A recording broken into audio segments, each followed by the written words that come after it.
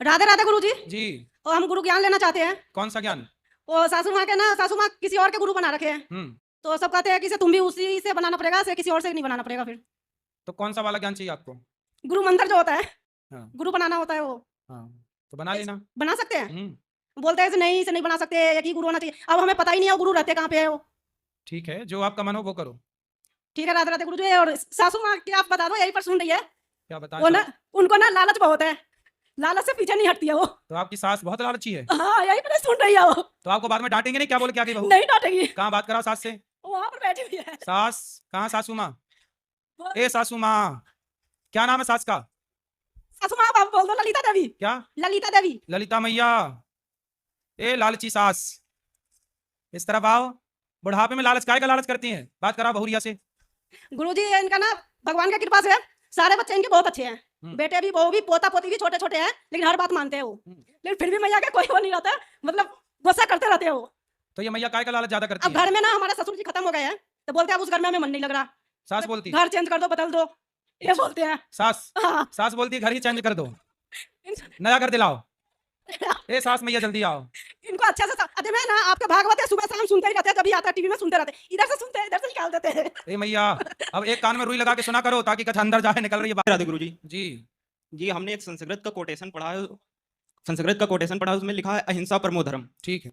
अगर कोई व्यक्ति ऐसा आता है जो हमारे फैमिली, हमारे दोस्त या हमारे जानने वाले की हिंसा करता है, उन्हें प्रताड़ित करता है, तो ऐसी सिचुएशन में हमें क्या करना चाहिए? उसके साथ अहिंसा करना चाहिए या हिंसा करना चाहिए? देखो, अर्जुन ने भी गांडीव उठा करके और गलत दुष्टों को मारा। कई बार पाप करने वाले को मार देना धर्म होता है। जैसे झांसी की रानी ने अंग्रेजों को मारा, तो उन अंग्रेजों को मारना ही धर्म था। शिवाजी ने मुगलों को मारा, महाराणा प्रताप ने मुगलों को मारा, उनको मारना ही धर्म था। ऐसे पापी को मार देना ही धर्म है। इसलिए जहां जरूरत पड़े तलवार की, वहां तलवार जरूर उठाना चाहिए। जहां जरूरत तलवार उठाने की है, यदि वहां आपने नहीं उठाया तो फिर वो पाप हो जाएगा। इसलिए जहां जरूरत तलवार उठाने की है, अवश्य उठाना चाहिए। हमारे हिंदुओं ने यही तो गलती की, सरकार के भरोसे रहते रहते तलवार चलाना छोड़ दी, भूल गए अब किसी से डंडा चलाना नहीं आता, तलवार की तो छोड़ो। इसलिए भारत एक समय पर ऐसा था कि हमारी लड़कियां भी युद्ध करती थी। झांसी की रानी, दुर्गावती, अहिल्याबाई, होलकर, ये सब इसका गवाह है इतिहास में। तो हमारे यहाँ की लड़कियां भी ये तलवार चलाना जानती थी, युद्ध लड़ना जानती थी। मतलब हमारा देश कितना शिक्षित था कि हमारे यहाँ लड़कियां जानती थी युद्ध की नीतियां। फिर तो हमारे यहाँ सब जानते थे, जब तक देश तलवार चलाना जानता था तब तक हमारा देश सुरक्षित था। अब तलवार चला बात, फिर तलवार चलाने में एक गलती और हो गई। गलती यह हो गई कि हमने जरूरत से ज्यादा दया कर ली।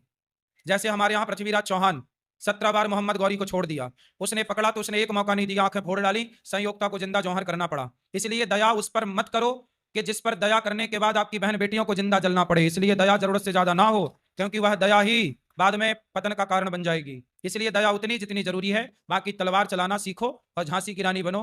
बेटियों को झांसी की रानी, बेटों को शिवाजी बनाओ, यदि अच्छा भारत चाहते हो तो। वरना ऐसे आतंकवादियों के हाथ मरते ही रहना है तो फिर कुछ मत चलाओ। गुरु जी, एक और क्वेश्चन है, स्वर्ग क्या है और नर्क क्या है? स्वर्ग क्या है? कहते हैं कि जननी जन्म भूमश्चा स्वर्गादपि गरीयसी। जन्म देने वाली माता और जन्मभूमि ही स्वर्ग होती है, यही स्वर्ग है। माँ की सेवा में स्वर्ग है, माँ की गोद में स्वर्ग है, और जन्मभूमि जो आपकी मातृभूमि है वह स्वर्ग से कम नहीं है।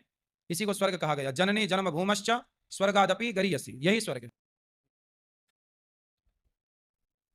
राधे राधे गुरु जी। जी मैं ये कहना चाह रहा था आपसे कि बात तो मतलब हम कहीं बाहर भी करेंगे तो भी आदमी हमारी बात सुनेगा, पर दूर तक हमारी आवाज़ है और दूर तक हमारा कोई देख नहीं सकता है।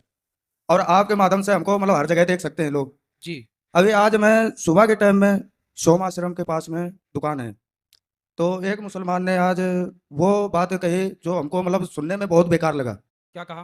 वो ये बोला कि मतलब जैसा यहाँ पर अभी एक हादसा हुआ है, तो उस हादसे में वो सारे मुसलमान को तुरा नहीं हो सकते हैं। जो 5 लोग ने मारे हैं, 26 आदमी, वो सारे मुसलमान तो नहीं हो सकते हैं ना। माइक दूर करो। अब जब सारे 6 लोग में से सारे मुसलमान नहीं हो सकते हैं, फिर हिंदू क्यों नहीं? मतलब पाकिस्तान में जो हमला कर रहे हैं पाकिस्तान वाले, उसमें से बता रहे हैं कि ना उनका कोई धर्म नहीं होता है। धर्म क्यों नहीं होता है? हमारे हिंदू धर्म के तो कभी नहीं टेररिस्ट बनते हैं ना। सही है। और ये लोग यही हर बार में यही बात आती है कि मतलब जो भी करने वाले हैं उसमें से कहते हैं कोई धर्म नहीं है, धर्म नहीं है। मतलब 3 बार आतंकवादियों का भी धर्म है। और आतंकवादियों का धर्म क्या है? उन्होंने जाति पूछी, आप हिंदू हैं तो मार दिया, मुसलमान था तो नहीं मारा। तो मतलब आतंक का भी एक धर्म है ना। मुसलमानों को नहीं मारा जी और हिंदुओं को मारा, मतलब हिंदू को वो अपना दुश्मन मानते हैं जी और मुसलमान तो वो हैं ही। तो मुसलमान और आतंक ये जी पर्यायवाची है। जी। तो वही चीज तो समझ में आना चाहिए ना सभी को। मतलब सभी हिंदू हमारे क्या है कि ये चीज को समझते ही नहीं है। तेरे को कौन एक कौन नहीं समझता? बहुत से हिंदू हैं जो बेचारे सब मतलब जैसे समझते, हिंदू समझते हैं। अब लोगों को वोट चाहिए तो कुछ नेता नहीं समझते, समझते सब है। समझना, वो ना समझने का नाटक करते हैं। नहीं तो पुलवामा में जो जो जैसे हमला हुआ है इसमें पहले हमको क्या समझना चाहिए कि ये खाली ऐसे ही नेता नगरी में बात चलती रहे, आगे का कुछ एक्शन नहीं होना चाहिए। अब देख लो, ये भारत की जनता उन नेताओं को भी जिताती है जो नेता आतंकवादियों का साथ देते हैं। देख लो। नहीं, ऐसा नहीं होना चाहिए। हमको बाद में फैसला सब लेना चाहिए, पहले हमको उसको मुंह तोड़ जवाब देना चाहिए किसको? पाकिस्तानियों को। तो आपके हिसाब से क्या जवाब देना चाहिए? हमारे हिसाब से तो यही जवाब होना चाहिए कि सर इसको पहले इसने 26 मारे थे, हमें पहले 2600 मार देना चाहिए, उसके बाद कोई फैसला लेना चाहिए। मार देना समाधान नहीं है। समाधान ये है कि पूरे पाकिस्तान को पुनः भारत में विलय करके एक अखंड भारत की स्थापना की जाए। जी बिल्कुल सर, राधे। साला खेल ही ना रहे पाकिस्तान का। जी एक भारत, एक पूरी भारत। पूरी सेना जाए जी और उनको अपने कब्जे में ले, जो उत्पात मचाए जेल में डाले, और पूरे पाकिस्तान को हिंदुस्तान पुनः बना लेना चाहिए। पर गुरुदेव ये बात तो है कि अभी मैं तेरे को मान लो कि कुछ गुनहगार हैं उनको हम जेल में डाल दें, पर जेल में डालने के बाद फिर कोई नया तैयार होता है, फिर कौन? उसको छुड़वाता है। कौन? यही नेता ही होते हैं। अरे अब तो पाकिस्तान जब भारत का हिस्सा हो जाएगा तो फिर क्या दिक्कत है? तो हिस्सा बनाना ना चाहिए ना, कई बार तो 3 बार तो हिस्सा बना चुके हैं, उसके बाद भी तो हमला ही कर रहे हैं। नहीं, अभी बना नहीं है बेटा। हम जो बात कह रहे हैं वो एक बार में ही खत्म हो जाएगी कहानी सारी। पूरा पाकिस्तान एक हिंदुस्तान पुनः। जी, जी। जो गलती महात्मा गांधी जी ने की उस गलती को सुधार लिया जाए। बंटवारे की गलती। ये होना चाहिए सर। राधे राधे गुरुदेव। मन बंधन। खुश रहिए। गुरु जी, हमारा प्रश्न ये है कि खाटू श्याम जी हैं जो वो भगवान श्री कृष्ण के अवतार हैं या उनसे अलग हैं, कृपया बताइए। देखो, भगवान श्री कृष्ण ने महाभारत में बर्बरीक नाम के एक व्यक्ति को जी सिर काटा था, बर्बरीक का। जी ये बर्बरीक जो है, कह रहे हैं कि मैं एक ही बाण 2-3 बाण से पूरा महाभारत खत्म कर दूंगा। जी तो भगवान ने कहा कि पीपल के पेड़ पर जितने पत्ते हैं तुम छेद कर दो, तो मैं मान लूंगा कि सारे तुम युद्ध को 1-2 बाण से जीत सकते हो। जी तो भगवान कृष्ण ने एक पत्ते को पांव के नीचे दबाया जी और पेड़ पर बर्बरीक ने बाण मारा तो सारे पत्ते पर छेद हो गया। जी और फिर बाण भगवान कृष्ण के चरणों में आकर रुक गया। जी भगवान ने पांव हटाया तो उस पत्ते पर भी छेद हो गया। जी भगवान समझ गए कि ये महाभारत 1-2 बाण से ही जीत लेगा। जी फिर भगवान ने कहा, ये बताओ बर्बरीक तुम साथ किसका दोगे? जी। तो वो बोले कि जो पक्ष हारेगा मैं उसका साथ दूंगा। तो भगवान को तो कंफर्म हो गया कि भाई दुर्योधन हारेगा, क्योंकि वो गलत है, जी द्रौपदी के कपड़े उतारने वाला है। तो यदि दुर्योधन का साथ ये बर्बरीक दे देगा तो अधर्म का पलड़ा भारी हो जाएगा, मतलब अधर्म और मजबूत हो जाएगा। जी तब भगवान ने कहा कि अधर्म का आप साथ दोगे, इसलिए मैं आपका सिर काट रहा हूं। तब भगवान ने सुदर्शन से सिर काट दिया। परंतु भगवान ने कहा कि आपका मैंने सिर तो काट दिया। जी बर्बरीक ने बाद में कहा, प्रभु मैं आपसे मरना चाहता था, आपके हाथों में मरना चाहता था, इसलिए मैंने ये जिद की। तब भगवान ने कहा कि आप मरना चाहते थे, पर मैं अपने भक्त को मरने नहीं दूंगा। तुम्हारा सिर भले कट गया, कटा हुआ सिर को मैं अपना नाम दूंगा। आज से तुम्हें बर्बरीक के नाम से नहीं, मेरा एक नाम श्याम है, तो श्याम के नाम से तुम जाने जाओगे। और जाओ खाटू नाम की जगह पर है ना, तो खाटू श्याम के नाम से जाने जाओगे। जी। तो ये इतिहास है, ये कथा है। तो भगवान ने अपना नाम देकर उन्हें स्थापित किया, खाटू श्याम जी को। जी तो गुरु वो भगवान कृष्ण के द्वारा ही पोषित हैं, भगवान की कृपा को पाकर के वहां विराजे हैं। जी गुरु जी, अगला प्रश्न ये है कि किसी व्यक्ति के जीवन में गुरु का कितना महत्व रहता है, उसको गुरु दीक्षा लेनी चाहिए कि नहीं, और गुरु दीक्षा ना लेने पर क्या भगवान की प्राप्ति हो सकती है? देखो, भगवान की प्राप्ति तो नामदेव जी को 27 बार हो चुकी थी। जी भगवान विठलनाथ जी के साक्षात दर्शन हो गए। जी। पर भगवान ने कहा नामदेव जी से जी कि नामदेव तुम अभी कच्चे हो। जी क्यों? भगवान 27 बार मिल गए और अभी कच्चा है। जी। तब भगवान से पूछा नामदेव जी ने कि क्यों कच्चा हूं? बोले आपने अभी तक गुरु नहीं बनाए। जी गुरु विन भव निधि तरह न कोई, जो विरंचि शंकर सम होई। कितना भी बड़ा ज्ञाता, भगवान राम तो भगवान थे ना, पर गुरु ग्रह पढ़ने गए रघुराई। भगवान राम तो गुरु के घर पढ़ने गए कि नहीं? राम तो भगवान थे, उन्हें गुरु की क्या जरूरत थी? पर गुरु के बिना गति नहीं है, इसलिए गुरु बनाना जरूरी है। गुरु के बिना, अब सोचो मैं आपके सामने बैठा हूं, जी मैं इसी गांव में इसी खेत में गैया चराता था, जी चारा काट के लाता था। जी। आज यदि यहाँ बैठा हूं ना, तो केवल गुरु की कृपा के बल पर बैठा हूं। जी सही गुरु ने मुझे पढ़ा लिखा करके इस लायक बनाया कि आप तक पहुंच सकूं, आपसे बात कर सकूं, आपकी सेवा कर सकूं। आज जितनी भी सेवा गौरी गोपाल में हो रही है दास अनिरुद्ध के शरीर से, इस शरीर पर देखो माता पिता का तो योगदान है, परंतु गुरु का भी योगदान है। गुरु ने मुझे इस रास्ते पर चलाया। ना पढ़ाए होते, ना पढ़ाया लिखाया होता, ना ज्ञान दिया होता, तो मैं तो गैया ही चला रहा होता ना। जी गुरु तो जी। गुरु ही, जैसे हीरा खदान से निकल तो गया है, लेकिन उसे कोई गले में यूं ही थोड़ी पहन लेता है, उसे जौहरी तराशता है। जब तक कटिंग ना की जाए, तराशा ना जाए, चमक थोड़ी आती है। तो गुरु जब तक आपको निखारे ना, तब तक आपकी चमक थोड़ी आती है। अपने जी। ज्ञान से, अपने भक्ति से, अपने विवेक से गुरु आपको तैयार करता, तब आप समाज की सेवा के योग्य बनते हैं। जी जो गुरु की सेवा में है, गुरु की शरण में है, वो सही रास्ते पर चल रहे हैं। जो गुरु की शरण में नहीं है, वो शराब पी रहे हैं, गांजा पी रहे हैं। आजकल के लड़के क्या कर रहे हैं? लड़कियों के संग रह रहे हैं। क्यों? क्योंकि अभी तक इन्हें कोई गुरु नहीं मिला। शराब पी रहे हैं, सिगरेट पी रहे हैं, क्यों? क्योंकि गुरु नहीं मिला। मछली खा रहे हैं, मांस खा रहे हैं। एक अच्छा गुरु मिल जाएगा तो अपने आप उन्हें रास्ता प्राप्त हो जाएगा। इसलिए गुरु जरूरी है। जी गुरु जी। गुरु जी, जगत गुरु ब्राह्मण, ब्राह्मण गुरु सन्यासी, परंतु मीराबाई ने रैदास जी को गुरु रूप में क्यों चुना? क्योंकि रैदास जी ब्राह्मण ही थे पहले। जी रामानंदाचार्य जी के शिष्य हैं रैदास। जी एक बार क्या हुआ कि रामानंदाचार्य जी के एक शिष्य थे, जी उनसे कोई अपराध हो गया, जी तो उन्हें, वो ब्राह्मण थे, जी। उन्होंने, उनसे अपराध हो गया, तो फिर उन्हें श्राप मिल गया कि जाओ, आपने गलती की है, गुरु के साथ गलती की, जाओ आप शूद्र हो जाओ। तब वो ब्राह्मण ही थे, उनकी सेवा में थे रामानंदाचार्य जी के, वो ब्राह्मण थे। इसलिए जब रैदास जी का जन्म हुआ तो रैदास जी के गले में जनेऊ था। जी जन्म लेते ही हर बच्चा बोलता है, लेकिन रैदास जी जब पैदा भए तो पैदा होते ही उन्होंने माँ का दूध नहीं पिया। जब रामानंदाचार्य जी ने आकर, उनके गुरु ने आकर आज्ञा की कि रैदास अब बेटा तो दूध पी ले, जब तक गुरु की आज्ञा नहीं भई तो पैदा हुआ बच्चा रैदास जी ने दूध नहीं पिया अपनी माँ का। ये ऑन रिकॉर्ड लिखित में उनकी कथाएं। जी गुरुजी। गुरुजी जी।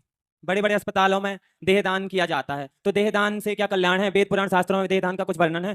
देखो, देहदान, आप आंखों का दान, किडनी का दान, जो भी आपके अच्छे अंग हैं, जो भी आप दे सकते हैं दे दो, लेकिन विधान ये है कि शरीर के कुछ हिस्से का अंतिम संस्कार जरूर होना चाहिए, जी। क्योंकि अंतिम संस्कार जिस तिथि को होता है उसी तिथि से फिर आगे चल करके आपका श्राद्ध होता है, तर्पण होता है, पिंडदान होता है, वो तिथि होनी चाहिए। अब जैसे आपने पूरा शरीर दान कर दिया तो फिर आपका अंतिम संस्कार नहीं होगा, और अंतिम संस्कार नहीं होगा तो वो तिथि निश्चित नहीं होगी कि आप, मृत्यु की तिथि मान्य नहीं है, जी आग की तिथि मान्य है। जब चिता पे आग लगाई जाती है, जैसे दशरथ जी की मृत्यु तो हो गई 15 दिन पहले, भरत जी आए 15 दिन बाद, तो जी। भरत जी ने अंतिम संस्कार बाद में किया, तो जो अंतिम संस्कार जिस तिथि पर हुआ उस तिथि से उनके आगे तिथियां चालू हुई, उसके अकॉर्डिंग 13 दिन बाद 13वीं होगी, फिर उस तिथि पर अगले साल पिंडदान होगा, तर्पण होगा, गया श्राद्ध होगा, फिर वो तिथि आगे काम करेगी। जी गुरुजी, धन्यवाद। राधे राधे। जय श्री मन्नारायण। जय श्रीमन्नारायण। गुरुजी राधे राधे। जी, मैं कलकत्ता से आई हूँ, समझे, मेरा नाम मुन्नी अग्रवाल है। समझ गए मैया, मुन्नी मैया।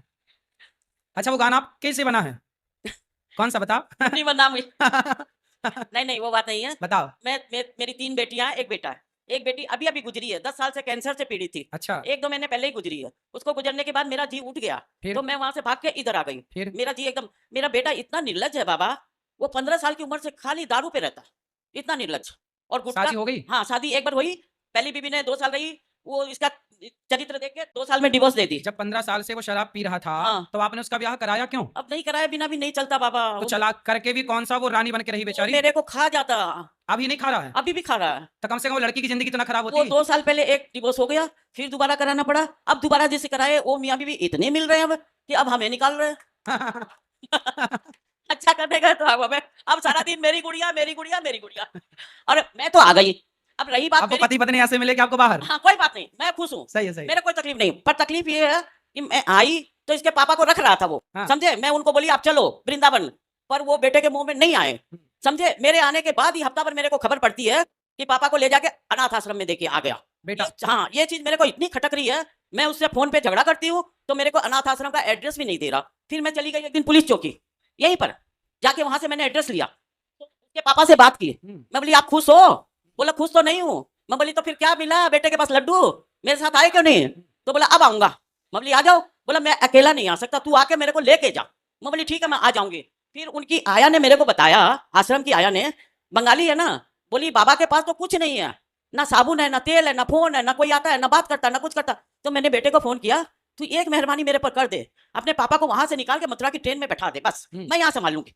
मैं बोली अभी मेरे में गट्स है, मैं संभाल लूंगी पापा को। तो मेरे को क्या बोलता, सब शब्द सुनिए आप, तू आके अपने पति को ले जा, मैं बैठाने वाला नहीं हूँ। और जिसमें बाबा उसकी दुकान की कमाई वो खा रहा नालायक। पापा की पहले की दुकान थी ना, उसके 10,000 आ रहे हैं, वो नालायक 5,000 उधर दे रहा, 5,000 खा रहा। पति आए कि नहीं? अभी मैं 24 तारीख को जा रही हूँ, मैं लेके आऊंगी। पति को ले आओ, बेटे को खुश रहने दो। आप हाँ खुश बेटे रहो। को मेरे कोई तकलीफ नहीं, तू खुश रह अपनी गुड़िया में, तू अपनी गुड़िया से खुश रह, मैं भी खुश हूँ, मैं अपने भगवान में खुश हूँ। मेरे गुड़िया, गुड़िया कौन? मतलब बहू का नाम है गुड़िया, तो सारा मेरे को लगा छोटी गुड़िया। हाँ उसका ना, वो उसकी छोटी गुड़िया ही है, क्योंकि एक बार डिवोर्स हो चुका, तो एक बार डिवोर्स हो चुका, अब दूसरी पत्नी की मतलब वो समझ में आ गई उसको। तो जो दूसरी पत्नी है, हाँ वो भी दूसरी है कि वो पहली है? वो भी वहाँ कहीं दूसरी जगह छोड़ के आई हुई दूसरी ही है, मतलब दोनों सेकंड हैंड है। दोनों सेकंड हैंड है। वो रहे खुश, हमें कोई तकलीफ नहीं। मेरे पति को 24 तारीख की मैंने फ्लाइट की टिकट बनवाई है, फ्लाइट से जाके मैं लेके आऊंगी बच्चे। मैंने 70 साल जब निभाया है, सही ये है, बच्चे कुछ दिन ना निभाऊं। सही है। और अब आज- आप दोनों पति पत्नी साथ रहो, मस्त। हाँ अब आप लोग अलग ना रहो। हाँ नहीं रहेंगे। और हमारे पास बाबा आज हम जितना दिन जिएंगे उसके लिए कोई कमी नहीं है। सही है, पर मैं भी अब एकदम मजबूत हो गई हूँ, बेटे को 1 रुपया भी नहीं दूं, मेरा अपना तो नहीं दूं, सही है। मेरा अपना भी नहीं दूं और मेरे आदमी का भी नहीं दूं। तो आदमी का तो सब ले चुका वो। ना दुकान का किराया ले रहा खाली, हाँ, दुकान तो है ही हमारे पास। अरे दे देना बेटे को। नहीं बाबा उसके पास है, वो खुद बोलता मेरी गुड़िया 2 करोड़ की है। 2 करोड़ की? हाँ 1 करोड़ का घर है उसके पास। अच्छा हाँ और 1 अच्छा। करोड़ की एफडी है। अच्छा, मतलब बहू जो आई है उसके हाँ। पास पैसा है। गरीब घर की है, हाँ। पर बेटे ने उसको 2 करोड़ की बना दिया, अच्छा। 1 करोड़ का घर दे दिया, तो अभी तक 2 ही करोड़ की हो पाई अभी है। की 2 करोड़ की है, और हम लोग अभी 2 रुपये के हैं, पर हम 2 रुपये में भी खुश है। सही है, सही है। और बेटियां भी साथ दे रही है उसका, सोचो। आपकी बेटी आपका साथ नहीं दे रही है? तो ना मेरा कम दे रही है, उसका ज्यादा दे रही है, नहीं, ठीक है आपकी बेटियां। क्योंकि ना हाथ पेच करवाना है, बात करवाना है, माँ से तो कोई मतलब नहीं। सही भाई है तो राखी बांधना छूट जाएगा। सही है भाई नाराज हो जाएगा तो राखी किसको बांधेगी? सही है बेटियां भी साथ में, कोई बात नहीं, दे, मेरे कोई तकलीफ नहीं। मैं खाली अपने आदमी के बच्चे कुछ दिन साथ रहना चाहती बस। नहीं तो ले आओ पति को। हाँ, मैं 24 तारीख की टिकट बन चुकी, क्योंकि ट्रेन में इतनी गर्मी में नहीं जाया जाता अभी। तो ट्रेन में ठंडी वाली एसी भी तो रहती नहीं है। नहीं, प्लेन की टिकट करवा ली। प्लेन वाली? हाँ तो प्लेन में भी एसी है, ट्रेन वाली भी तो हाँ, होती है। ना प्लेन में ज्यादा, मेरी भी तो उम्र हो रही है ना बाबा, तो मैं प्लेन से जाकर प्लेन से ही लेके आऊंगी। अच्छा ले आओ जाओ। हाँ, बस यहीं पर रहेंगे हम लोग। कहाँ? और ठीक। क्या आश्रम में रहते हैं। सही है सही है। हाँ, सारा दिन इधर घूमते हैं आश्रम में, वो गद्दे ले रखे हैं 100 रुपए वाले, उसमें रहते हैं। खुश रहो। और आप रूम ले लेंगे यहाँ पर। सही है यहाँ पर किराए का 5,000 6,000 में एक रूम ले लेंगे। सही है। बस आशीर्वाद दीजिए बाबा। बिल्कुल मैया आशीर्वाद आप दो हमें। नहीं, पूरे कलकत्ते में चलनी चाहिए, ताकि उनकी कम से कम असलियत पता चले। ममता मैया को बोलेंगे हाँ। खत्म चलवाएं। तुम्बा तुम्बा तुम्बा खुम्बा खुम्बा खुम्बा डुम्बा डुम्बा डुम्बा। राधे राधे बाबा। बोल देंगे तुम्बा तुम्बा मैया को। प्रणाम गुरु जी। जी हम उड़ीसा से आए हैं। हाँ मेरा नाम मोहन है। हम मेरा स्त्री 5 साल से भागवत कथा सुन रहे थे टीवी में, मोबाइल में। हम इतना ध्यान नहीं दे रहे थे, लेकिन पिछले साल आए थे।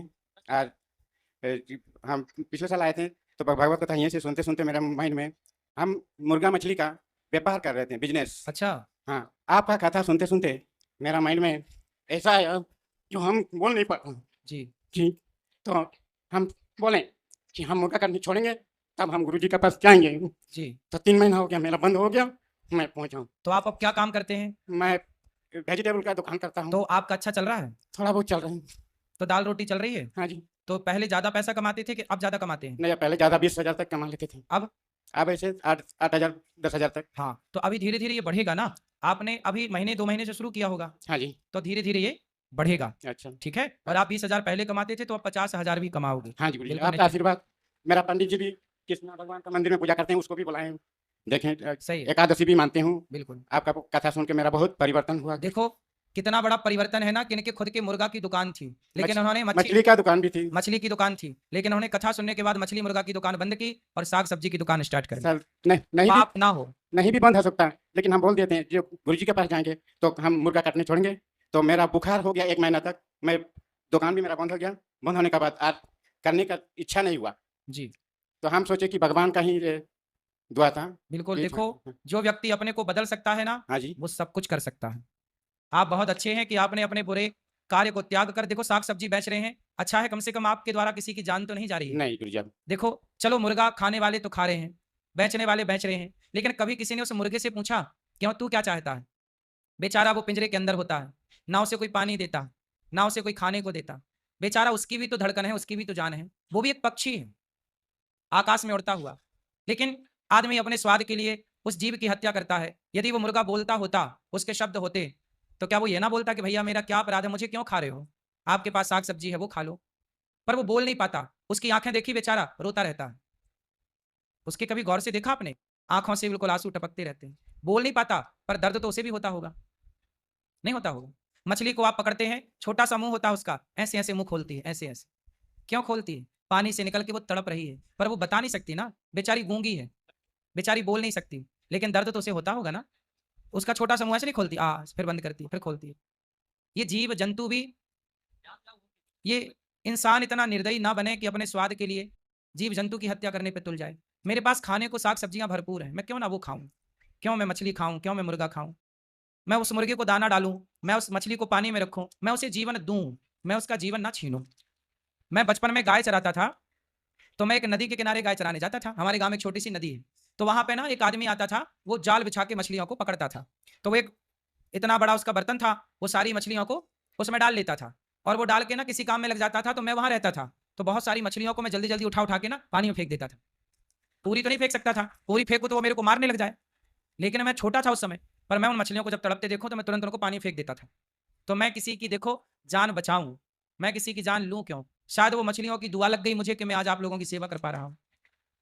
हाँ गुरुजी, आपका बात एक सुन के मुझे बहुत अच्छा लगा। खुश रहिए, आप बहुत अच्छे हैं, भगवान आपको खूब सुखी रखे। आपके सुने जो अधर्म का पैसा यहाँ दान में लेना भी नहीं चाहिए, हम सुने तो हमको बहुत ये लगा। हम पिछले साल आए थे, 1100 रुपया संत के लिए दान दिए थे, तो आपका बात सुने कि अधर्म का पैसा लेना नहीं चाहिए, तो हमको लगा कि सच बात है। इस बार धर्म का 1 रुपए दो, बहुत है, अधर्म का लाखों हमें चाहिए ही नहीं। हाँ आए सोच के आए हैं अगले साल दिए, लेकिन इस साल भी मेरा अपना कमाई से 1100 रुपये होने से दे के जाएंगे। वाह। वही अब खुश रहिए, भगवान आपको खूब सुखी रखे, सुखी रहिए। गुरुजी राधे राधे। जी, मैं सिहोरा से। माइक पास में लो। गुरुजी जैसे संत हरिताली का तीज का व्रत होता है, उसके उसके जस्ट दूसरे दिन ऋषि पंचमी कहा जाता है कभी तिथि के उससे, और एक दिन बाद फिर संतान सप्तमी, तो ये लगातार बिना नमक वाले व्रत पड़ जाते हैं। तो जैसे कोई प्रॉब्लम आ जाती है तो इनमें नमक ले सकते हैं या उद्यापन करवा सकते हैं इनका? देखो, बहुत सारे व्रत रहने से अच्छा है एकादशी व्रत रह लो। जो एकादशी व्रत रखता है उसे और कोई व्रत रखने की जरूरत नहीं। एकादशी, रामनवमी, कृष्ण तो जन्माष्टमी, इन व्रतों का उद्यापन कर सकते हैं? बाकी व्रत का उद्यापन कर सकते हैं, मन है तो। बाकी और- एकादशी रहती हो आप? जी। एकादशी रहती हो? अभी नहीं रहते, जो रहना चाहिए वो तो रहते नहीं हो। तो आप शुरू कर सकते हैं अभी। बिल्कुल। और एक प्रश्न और है गुरुजी, जैसे पहले सोमवार का व्रत किया था, तो हमारे यहाँ परिवार में दो जो गमी हुई है वो सोमवार के दिन ही हुई है, तो परिवार के लोग बोलते हैं कि दिन मान हो गया, तो दिन मान होता है कि तिथि? देखो, दिन और तिथि कुछ भी मान नहीं होती, ऐसी भ्रांति समाज में है। तो ऐसा लोग कहते हैं कि मान हो गया। देखो, जब कोई मरता है तो लोग झूठ बोलना नहीं छोड़ते, छल करना नहीं छोड़ते, कपट करना नहीं छोड़ते, ठीक है। मान क्या होता है? जो ईर्ष्या द्वेष तो आपने छोड़ा नहीं, छल कपट तो आपने छोड़ा नहीं, आपने क्या छोड़ दिया? एकादशी छोड़ दी, रामनवमी छोड़ दी। अच्छे काम क्यों छोड़ना है? बुरी काम छोड़ो ना। जैसे गुरुजी बहुत साल पहले सोमवती अमावस्या भी मान है, अभी तक नहीं लौट के आई, तो वो उसकी परिक्रमा? कोई भी त्योहार मान नहीं होता। ये मान की जो परंपरा है, ये भ्रांति बना ली लोगों ने, मन माना भ्रांति बना ली, गलत फहमी पाल ली। अब उसका क्या करें? राधे राधे। जय श्रीमन नारायण गुरुदेव, आपकी श्री चरणों में मेरी दासी की कोटि कोटि प्रणाम स्वीकार कीजिए। जी, मैं जिला देवासा झारखंड से आई हूँ। मेरा नाम है सुखमती हेम्ब्रम, मैं आदिवासी महिला हूँ गुरुदेव। मैं आपकी कथा सुन रही हूँ, अभी 6 साल से जुड़ी हूँ आपकी कथा से। मुझे सत्संग पता नहीं था और गुरु क्या होता है ये भी नहीं पता था, और गुरु मिला है। मेरा सब कुछ अच्छा ही हो रहा है, सब कुछ अच्छा ही हो रहा है अभी तक में। और मेरा पतिदेव पहले नहीं सुनता था, तो जब हम सुनते थे कथा तो वो गुस्सा हो जाता था, वो कानों में रुई लगा लेता था, फिर सो जाता था। मेरा कथा एकदम, आपका कथा एकदम नहीं सुनता था। फिर भगवान ने ऐसा कृपा किया कि अब कथा भी सुनने लगा। वृंदावन भी आए हैं मेरे साथ, हम लोग साथ में आए हैं सपरिवार, और एक बच्ची को मैं गोद भी ली हूँ। जी। तो हमारे समाज में गुरुदेव, कि हमारे समाज में जो आदिवासी समाज है, तो हमारे वो रहन सहन रीति रिवाज बहुत ही अलग है। तो आप कहते हैं अपना धर्म को नहीं बोलना चाहिए, तो हमारे धर्म को क्या धर्म में रहना चाहिए कि श्रीमद् भगवत कथा की धर्म को अपनाना चाहिए? अपना धर्म क्या है? देखो, सनातन धर्म ही अपना धर्म है, जी और सनातन धर्म की सारी बातें सबको माननी चाहिए, चाहे ब्राह्मण हो, क्षत्रिय हो, वैश्य हो, शूद्र हो, या कोई भी मजहब पंथ हो। कोई जी। ना माने वो अलग विषय है, पर है सत्य यही। जी। तो हमारे समाज में प्रकृति को मानते हैं और हिंसा का पूजा करते हैं, ना देवी देवता का ना भगवान का। जैसे श्री राम का, श्री कृष्ण का पूजा नहीं करते हमारे समाज के लोग। किसकी करते हैं? प्राकृतिक का, जैसे पेड़ का करते हैं, बड़े बड़े पेड़ को करते हैं, एक जगह जो इकट्ठा रहेगा, झुंड रहेगा, उस पेड़ को हम लोग तो पेड़ की मानते पूजा हैं। तो अपन सब लोग करते हैं, तुलसी की पूजा, आंवले की पूजा, वटवृक्ष की पूजा, पीपल की पूजा, सब तो पूजा अपन लोग करते हैं ना सनातनी। अपन सब प्रकृति की पुजारी हैं। जी। नदियों की पूजा, समुद्र की पूजा, सांप की पूजा, सबकी जी, ना पूजा किसी होती की पूजा नहीं करते हमारे समाज की, सिर्फ वो पेड़ का ही पूजा करते हैं। और पत्थर को भी नहीं मानते, जल को भी नहीं मानते, अग्नि को भी नहीं मानते, सिर्फ पत्थर का ही पूजा करते हैं। और हिंसा का पूजा करते हैं, हिंसा करते हैं। मतलब हिंसा किसी को मारते हैं वो। जी, हम लोग का त्योहार आता है साल में 12 महीना में 4 त्योहार आता है, तो चारों त्योहारों में हम लोग का माघ महीना में माघ पर्व होता है, तो बलि चढ़ता है, उसमें नाच गान होता है, ढोल नगाड़ा से सब लड़का लड़की एक ही मैदान में नाचते हैं। फिर वो संस्कार अच्छे नहीं है हमारे समाज में। तो फिर वो नाचते हैं लड़का लड़की। जी, पूरे खुलेआम नाचते हैं लड़का लड़की, ढोल नगाड़ा बजते हैं, हिंसा का पूजा करते हैं, किसी मतलब मुर्गा का काटना, बकरी का काटना सही मानते हैं। तो अभी हम सनातन को अपना लिया हूँ आपको गुरु बना के। तो हमारे समाज के लोग कहते हैं कौन सा धर्म जा रहा है, कौन सा धर्म में जा रहा है कि अपना धर्म को बुला दिया हो। नहीं, उनसे बोलना कि अपना ही धर्म है सनातन जी, संस्कृति। जी। अच्छा, आपके यहाँ जो महिलाएं हैं वो सब मांग भरती हैं कि नहीं? जी, भरती है। चूड़ी पहनती हैं? जी हाँ, तो वो सब सनातनी ही तो हैं। जी, और गाय को माता भी मानते हैं, गोबर से हम लोग आंगन को लिपते भी हैं। हाँ, तो फिर हम सब एक ही हैं, बस ज्ञान के अभाव के कारण, ज्ञान ना जी। होने के कारण हम लोग रास्ता भटक गए। जी, अब मैं वृंदावन दूसरी बार आई हूँ, और कभी यही सोचे नहीं थे कि मैं कभी आऊंगी वृंदावन। आप भगवान की अपने कृपा से- समाज के लोगों को भी लाना, जी। उनसे बात करेंगे। जी, और पहले तो कुछ भूल गए गुरुजी।